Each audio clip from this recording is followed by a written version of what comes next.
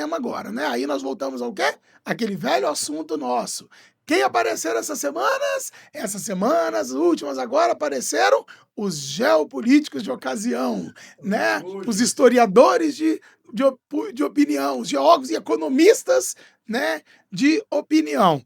Esses aí aparecem na última hora, absorvem aquilo que acha e, não, a taxação, ela aconteceu porque é culpa do governo, né, agora, tal, aquela coisa do governo federal agora, é culpa do Lula, é culpa do não sei o quê, papapá. Ô, gente, presta atenção, nós estamos falando da mesma galera que patriota mesmo, que defendia, né, o patriotismo, a soberania nacional, é o mesmo grupo? É a mesma visão? É isso mesmo? Certo? Ué, o que está sendo afetado? A nossa soberania. O que nós temos que defender? Agora é hora de colocar em aplicabilidade o quê? Não é exatamente o patriotismo? Então eu discutia, porque graças a Deus, né, na geopolítica a gente aprendeu a respeitar, obviamente, todas as nuances e todas as vertentes, e eu transito no meio de amigos da extrema esquerda até a extrema direita. Eu tenho amigos que pensam em todos os espectros, convivo muito bem com todos eles, dando a minha opinião dentro dos contextos. Por quê? Porque todos os lados cometem erros brutais, todos eles erram bastante, né? E a gente tem que mostrar exatamente para as pessoas isso. A gente não está aqui para defender esquerda, direita, nem centro, nem ninguém. Está para mostrar, na verdade, uma realidade de um contexto de vivência, onde eu, professor que trabalho, o tiozinho lá que conserta a cadeira lá da barbearia onde eu estava, entendeu? Dona Maria, todo mundo lá que trabalha, precisa entender que a preocupação maior está exatamente no seu poder de compra. A partir do momento que o poder de compra das pessoas cai, não importa se o governo é de esquerda ou de direita, tá? O que as pessoas querem saber é se ela consegue verdadeiramente comprar o arroz, o feijão, a carne, o açúcar, é isso. Não importa se é governo, o café, entendeu? E tá difícil nesse momento, nesse governo agora atual, e eu teço minhas críticas, as pessoas poderem fazer isso. Mas também estava difícil no governo anterior, onde um tomate chegou e número virou fortuna, entendeu? Onde um pacote de arroz chegou a R$ 30, entendeu? O Lula não conseguiu entregar ainda aquilo que ele prometeu, né? De picanha todo final de semana e tal, aquela coisa toda. A gente sabe disso, entendeu? Mas nós vivemos, na verdade, um momento, né, de muita dificuldade na última década, pode-se colocar, né, em relação à questão do poder de compra. Se a gente não alivia, né, hoje para o trabalhador, né, aquilo que é a parte mais importante para ele, que é exatamente poder levar o alimento dele para casa com dignidade, porque não adianta você trabalhar para pagar conta, entendeu? Nós vivemos num país onde a questão tributária é tão perdulária, né, historicamente, que agora em agosto, olha só, isso só vai ampliando, né? O impostômetro e fica lá, né, em alguns lugares, quem passa pela Reta da Penha às vezes tem ali, né, às vezes o impostômetro e tal, né? Não sei se continua lá, né? Mas tinha o impostômetro, eles tiraram de lá, tiraram, né? Então, mas tinha o impostômetro, quem lembra aí? Mas a gente trabalha num país onde cada vez fica mais distante. Eu me lembro há poucos anos atrás, quando aparecia a matéria assim, ó, olha, nós trabalhamos até o mês de abril para poder pagar impostos. Agora a gente está trabalhando até julho para pagar imposto. Só a partir de agora que você realmente teria, né, um alívio, né?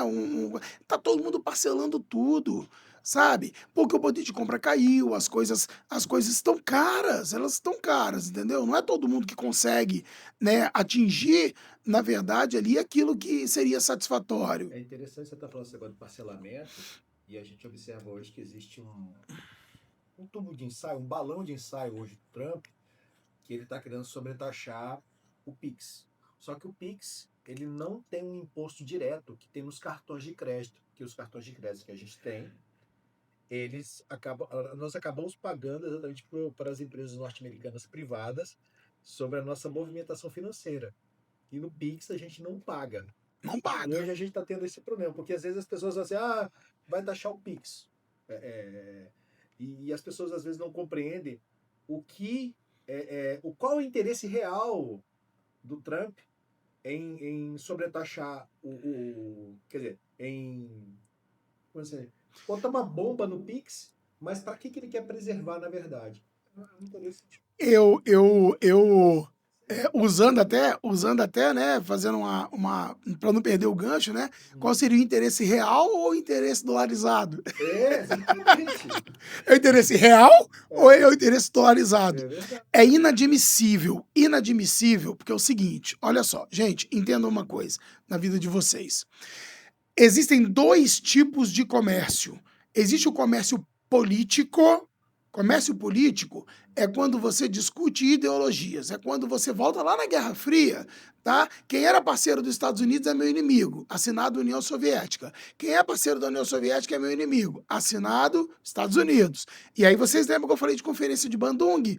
Da galera que foi taxada e jogada, né, ao relento do terceiro mundismo, porque optaram pela neutralidade? É sobre isso. Então, quando a gente fala de comércio e quando a gente fala de economia, existem dois tipos de conversa. Existe uma conversa ideológica e existe uma conversa econômica de verdade.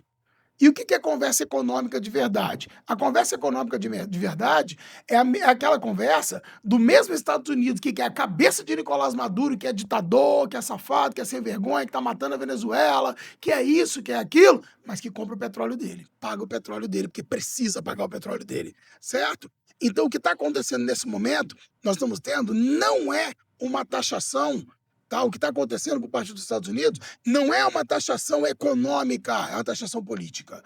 O que está acontecendo nesse momento é uma discussão política por ideologia, porque eu prefiro A, prefiro B, entendeu? Então está se colocando a perder, na verdade, uma relação comercial. Gente, presta atenção, pode pesquisar aí. Quanto que equivale no PIB do Brasil a relação com os Estados Unidos? 2% equivale no nosso PIB hoje a relação com os Estados Unidos. Quem é o nosso maior parceiro comercial? A China. Quanto equivale a da China? Mais de 70%. Correto? É difícil você hoje reordenar ou redistribuir tudo aquilo que pode ser taxado pelos Estados Unidos? Aí eu digo para você, pode anotar o que eu vou falar para você.